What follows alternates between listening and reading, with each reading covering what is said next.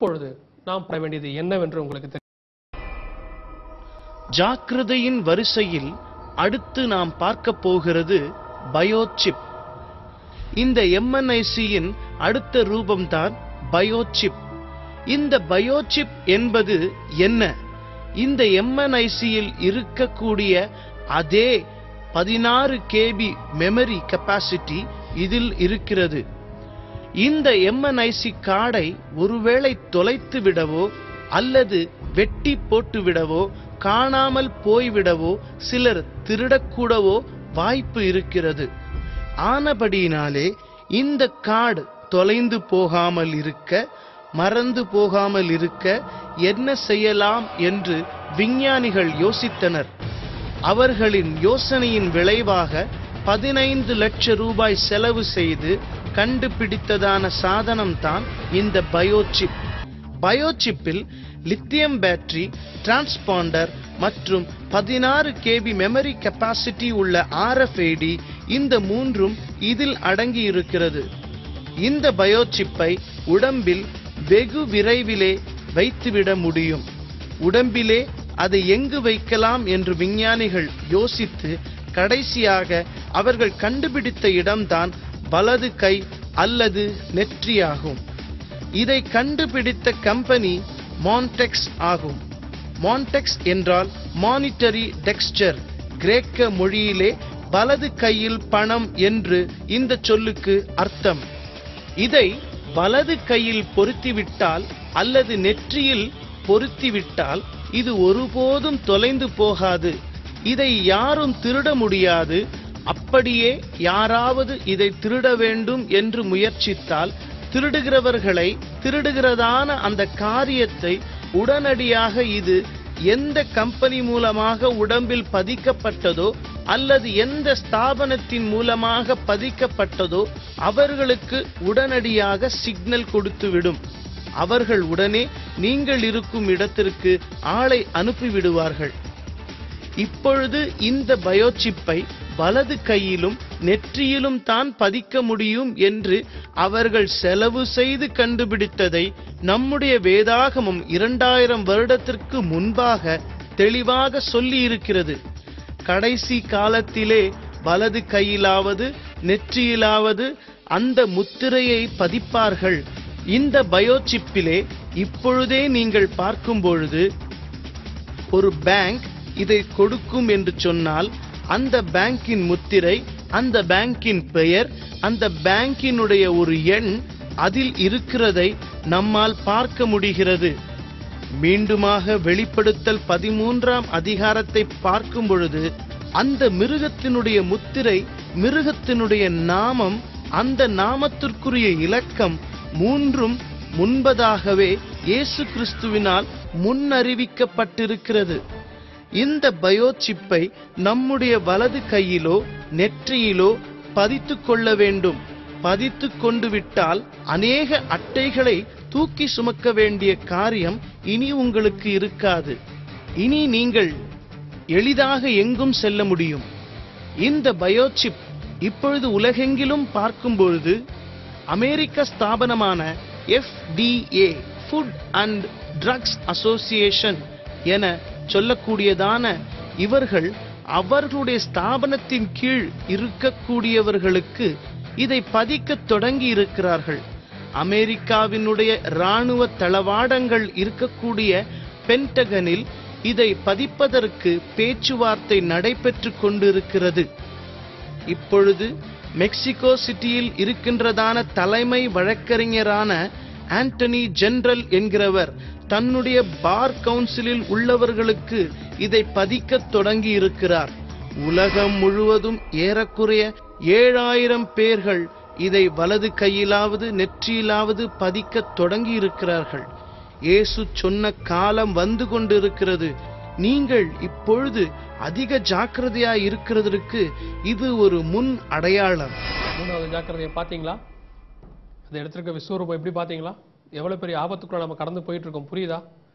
இது மாத்திரம் இல்லைங்க, இது பயோசிப்பை பத்தி மட்டும்தான் நீங்க பார்த்தீங்க. இந்த பயோசிப் இப்போ உலகத்தில் எங்கெங்கே பயன்படுத்தப்படுகிறது, யார் யார் அதை விருப்பமாக பெற்றுக்கொண்டிருக்கிறார்கள். வெளிப்படுத்தின விசேஷம் 13வது அதிகாரம் 16ஆம் வசனம் சொல்லுகிறது, அது சிறியோர், பெரியோர், ஐஸ்வர்யவான்கள், தரித்திரர், சுயாதீனர், அடிமைகள் எல்லார் மேலும் இதை போடும்படி வந்ததாம். இப்பொழுது ஜனங்கள் அதை பெற்றுக்கொள்ள தொடங்கி இருக்கிறார்கள். நாம் ஒவ்வொரு ஜனங்களாக யார் யார் அதை பெற்றுக் கொண்டிருக்கிறார்கள் என்கிற ஆதாரத்தை பார்க்க போகிறோம். நாம் அடுத்த ஆதாரம் 4 கடந்து போக போகிறோம். ஜாக்கிரதையாக கவனிங்கள். அதே வசனம் சொல்லுகிறது, அது சிறியோர், பெரியோர், தரித்திரர், சுயாதீனர், அடிமைகள், ஐஸ்வர்யவான்கள் யாவரின் வலது கையிலாவது நெற்றியிலாவது பதிக்க முடியும் என்று சொல்லப்பட்டு இருக்கிறது. இதில் சிறியோர் என்று சொல்லப்பட்டிருக்கிறது. குழந்தைகளின் கையிலோ நெற்றியிலோ பதிக்கப்பட போவதாக வேத வசனம் சொல்லுகிறது. வசனத்தின் தீர்க்க தரிசன வெளிப்பாடாக இப்பொழுது ஆஸ்ட்கோ என்று சொல்லக்கூடிய ஆஸ்திரேலியாவின் கம்பெனி உலகெங்கிலும் உள்ள 47 நாடுகளில் பிறக்கிறதான எல்லா குழந்தைகளுக்கும் இதை பதிக்க வேண்டும் என்று சொல்லி இருக்கிறது.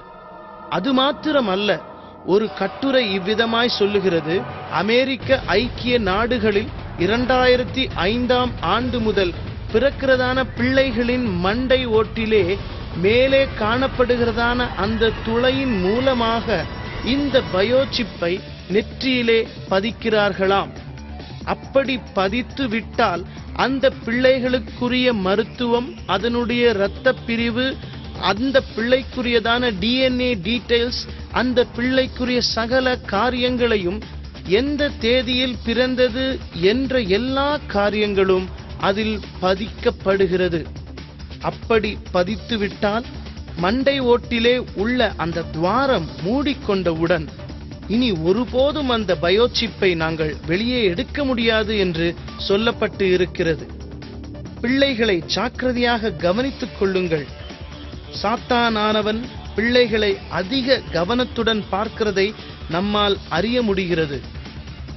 அது சிறியோர், பெரியோர் என்று சொல்லப்பட்டு இருக்கிறது. இப்பொழுது இதை பெரியோர்களும் பதிக்கத் தொடங்கி இருக்கிறார்கள். ஐஸ்வர்யவான்கள் தங்கள் பணம் திருடு போகாமல் இருக்க, தங்களை யாரும் கடத்தி கொண்டு போகாமல் இருக்க, அப்படி கடத்தி கொண்டு போனால் தாங்கள் இருக்கும் இடத்தை கண்டுபிடிக்க இந்த பயோசிப்பை உடலில் பதித்துக் கொள்வதன் மூலம் தங்களை காப்பாற்றிக் கொள்ளலாம். இந்தியாவிலே இந்த பயோசிப்பை மனிதர்களுக்கு பயன்படுத்துவதற்கு முன்பாக மிருகங்களுக்கு போட்டுக்கொண்டு வருகிறார்கள். இந்த பயோசிப் இப்பொழுது முதுமலை காட்டிலுள்ள யானைகளுக்கு போடப்பட்டு உள்ளது. நாய்களுக்கும் பூனைகளுக்கும் பதிக்கப்பட்டு கொண்டே இருக்கிறது. இனி அலுவலக கதவுகளை திறப்பதற்கு ஐடி கார்டு தேவையில்லை. இந்த பயோசிப் போதுமானதாக இருக்கிறது. சமீபத்தில் சென்னை மாநகரத்தில் உள்ள அம்பத்தூர் என்ற இடத்தில் ஒரு தனியார் கம்பெனி தங்களுடைய வண்டிகள் எல்லாவற்றுக்கும் இந்த RFID-ஐ பொருத்தி இருக்கிறார்கள். வெகு சீக்கிரத்திலே உலகில் உள்ள எல்லா மனிதர்களுக்கும் இதை பதிக்கப் போகிறார்கள். 2ஆம் உலக யுத்தத்தின் போது ஹிட்லர் தன்னுடைய அடிமைகளுக்கு வலது கையிலே ஒரு 5 இலக்க எண்ணை பதித்தான் என்று பார்க்கிறோம். அதே போல இப்பொழுது அந்தி கிறிஸ்துவின் ஆட்சியிலே எல்லாருடைய வலது கையிலும் இந்த முத்திரை பதிக்கப்பட போகிறது. இந்த பயோசிப்பை பதித்துக் கொண்டால் தான் வாழ முடியும் என்ற நிலை வரப்போகிறது. கடைசி காலத்தின் அறிகுறிகள் காணப்படத் தொடங்கிவிட்டது. இயேசு கிறிஸ்துவின் வார்த்தைகள் நிறைவேறத் தொடங்கிவிட்டது. பயோசிப் வருகிறது, ஜாக்கிரதை. பாத்தீங்க, 4வது ஆதாரம். எவ்வளவு ஆபத்து நிறைந்ததான உலகத்துக்குள்ளே நாம் வாழ்ந்து கொண்டிருக்கிறோம். உலகம் முழுவதுமாக அந்தி கிறிஸ்துவின் கையிலே போய் கொண்டிருக்கிறது என்பதற்கு இதை தவிர வேறொரு ஆதாரம் நமக்கு தேவையோ? பிள்ளைகள், பெரியவர்கள், ஐஸ்வர்யவான்கள், தரித்திரர், அடிமைகள், சுயாதீனர் எல்லாரும் பெற்றுக்கொள்ள தொடங்கிவிட்டார்கள். பிரியமானவர்களே, 4 விதமான ஜாக்கிரதையை பார்த்தீர்கள். RFID, MNIC, பயோசிப், அந்த பயோசிப்பின் மறு உருவம் என்பது எல்லாவற்றையும் பார்த்தீர்கள். இப்பொழுது நான் சொல்லுகிற 5வது ஜாக்கிரதை, வருகை ஜாக்கிரதை.